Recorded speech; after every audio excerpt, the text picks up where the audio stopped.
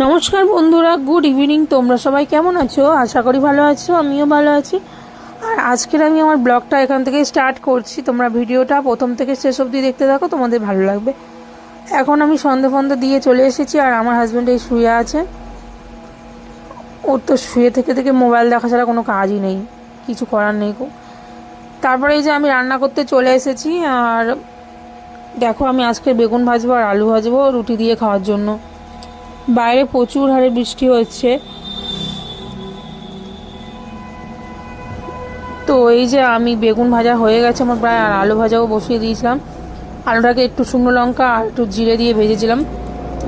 তেলের উপর একটু জিরে দিয়েছিলাম আর শুকনো লঙ্কা দিয়েছিলাম, দিয়ে ভেজেছিলাম। আর এর মধ্যে আলুর ভিতরে আমি কাঁচা লঙ্কা কটা চিড়ে দিয়েছিলাম, কারণ কাঁচা লঙ্কা একটু ঝাল ঝাল না হলে ও খেতে পছন্দ করে না, সেই জন্য। তো তারপরে আমার আলু ভাজা ফাইনালি হয়ে যাওয়ার পরে আমি রুটিগুলোও বেলে নেবো এক এক করে। আমার রুটি কিন্তু আগের থেকে আটা আমি মাখিয়ে রেখেছিলাম।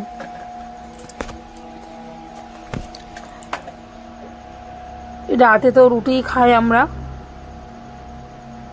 মানে যখন আমি বাবার বাড়িতে বেড়াতে যাই তখন কিন্তু ও খায় না, তখন ভাত খায়। কিন্তু আর আমি যখন আসি তখন রুটি করি, মাঝে মাঝে ঘুগনি মুড়িও করি খাওয়ার জন্য। মানে এক খাবার রোজ খেতে ভালো লাগে না, তো সেই জন্য মাঝে মাঝে ঘুগনি মুড়িও করা হয়। এই দেখো, রুটিগুলো আমি করে নিচ্ছি, এক এক করে বেলে নিচ্ছি। রুটিগুলো কিন্তু খুবই সুন্দর ফোলে, এই আঠার রুটিগুলো। গণেশ আটার রুটি তো এটা আমার ভালো লাগে, খেতেও খুব টেস্ট, কোনো তিতা তিতা লাগবে না, হালকা মিষ্টি মিষ্টি লাগে। এই আঠাটা খুব সুন্দর। আর এই প্রথমবার এই আঠাটা মানে নিয়ে আসতে বললাম, আর আগেও নিয়ে এসেছিল, কিন্তু কদিন বন্ধ করেছিলাম রুটি খাওয়া, সেই জন্য নিয়ে আসিনি। তারপরে ফের রুটি খাওয়া ধরেছি, ফের নিয়ে আসছে। কিছুদিন আগে শুধু মুড়ি খেতাম, আর খেতাম আর তরকারি করতাম, মুড়ি দিয়ে খেতাম। তবে দেখো, রুটিগুলো আমি সব এক এক করে সবগুলো বেলে নেবো এভাবে।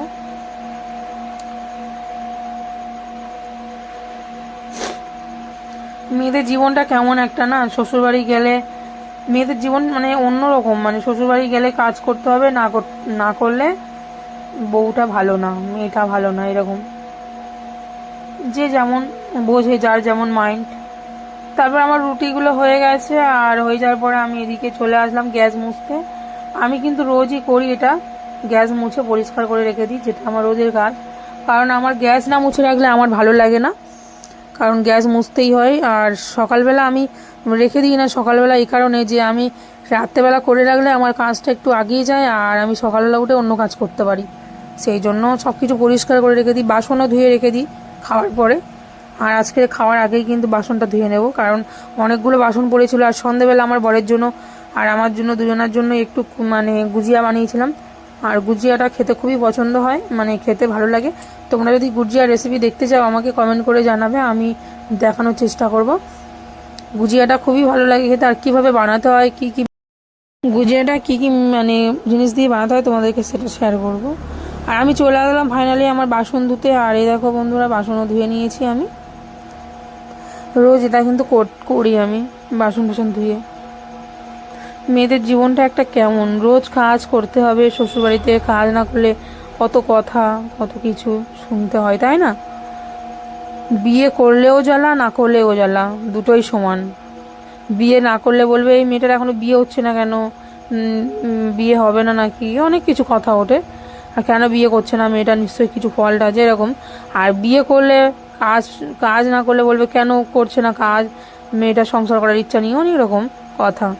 তারপরে আমি চলে আসলাম এই যে ফাইনালি আমার মানে ইয়ে করার জন্য, বিছানা গোছানোর জন্য। চাদর আর আমি বালিশের কভারগুলো আমি ধুয়ে রেখেছিলাম, আর আমি ওদিকে চাদরও বিছিয়ে নিয়েছি আর বালিশের কভারগুলো লাগিয়ে নিচ্ছি। কারণ খেয়ে এসে মানে না ঘুমালে ভালো লাগে না, আর যদি আমি খেয়ে এসে ফের এগুলো করতে থাকি, গোছাতে থাকি, তারপরে যদি ঘুমাই, শরীরটা যেন কেমন লাগে, ওই জন্য আমি আগের থেকে করেই নিই। তো বিছানাটা আমার অলরেডি গোছানো হয়ে গেছে কমপ্লিট পুরো।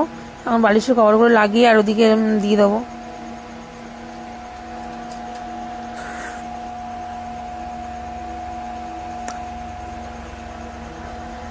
রাতের বেলা কিন্তু ব্ল্যাঙ্কেট গায়ে দিতে হয়, প্রচুর ঠান্ডা লাগে এদিকে। আর ঠান্ডা লাগে, আর মেন কথা বড় মানে হাই স্পিডে ফ্যান চালিয়ে দিই না, সেই জন্য ঠান্ডা লাগে প্রচুর। আর এই যে দেখো, ব্ল্যাঙ্কেটটা আমি করে নিচ্ছি। গুছিয়ে নিচ্ছি, কারণ আমার বিছানাগুলো অগোছালো থাকলে একদমই ভালো লাগে না, ঘুমাতেও ভালো লাগে না রাত্রেবেলা। তো তারপরে এই যে দেখো বিছানাটা গোছানো আমার ফাইনালি হয়ে গেছে, আর আমি এদিকে যাব এখন ঝাড় দিতে। রাত্রেবেলা ঘরটা ঝাড় দিয়ে এই কারণে রাখি, কারণ ঘরে প্রচুর নোংরা পড়ে থাকে, সারাদিন লোক যাওয়া আসা করে, হাঁটাচলা করে, যেহেতু মার্কেটের উপরে ঘর না, সেই জন্য লোক আসতে থাকে যেতে থাকে, তো ধুলোবালি প্রচুর থাকে। বিকালে একবার ঝাড় দিয়েছি, তারপর ফের এখন খাওয়া দাওয়ার পরে ঝাড় দিই, না হলে খাওয়া দাওয়ার আগে করে রাখি, যখন যেটা সুবিধা হয় তখন সেটা করে রাখি। তারপরে বন্ধুরা দেখো এই যে ঝাঁটও আমি দিয়ে দিচ্ছি। আমি বাড়ি যাওয়ার পরে আমার বরকে বলেছিলাম যে এই ঝাঁটাটা কিনে রাখবে, আর ও ঝাঁটাটা কিনে রেখেছিল, কারণ আমি বাড়ি যাওয়ার আগে মানে বাড়ি যাওয়ার সময় বলেছিলাম, আর ও কিনেছে, আর আমি এসে দেখি ঝাঁটা কিনে ফেলেছে, আর কারণ আমার ঝাঁটা ছিল না সেই জন্য কিনতে বলেছিলাম। আর সামনে তো ধনতেরাস পুজো আসছে, ওই দিনকেও ঝাঁটা কিনবো, কারণ ওই দিনকে ঝাঁটা কিনলে খুব শুভ হয়, সবাই বলে, কিন্তু অ্যাকচুয়ালি আমি জানি না, ঠিক যেটা লোকে বলে সেটা শুনি আর শুনে সেটা করি এরকম।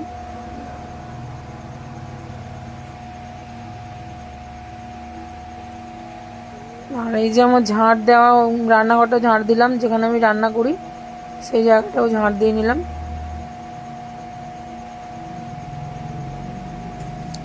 তারপর ওদিকে যাব খেতে, রুটি করেছি আর আলু ভাজা আর বেগুন ভাজা করেছি, সেগুলো খাবো এখন।